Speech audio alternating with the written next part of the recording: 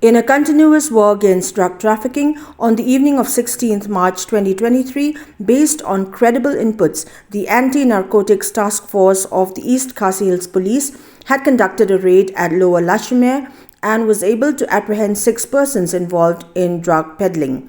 Following the raid, certain items that were seized included a total of 78.73 grams of heroin.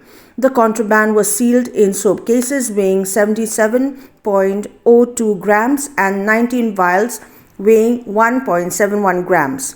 Also seized were 2 motorbikes, 1 Scooty, 6 mobile phones and cash amounting to Rs 1,26,500. As per police sources, legal formalities are being followed and the case is being investigated to unearth further linkages.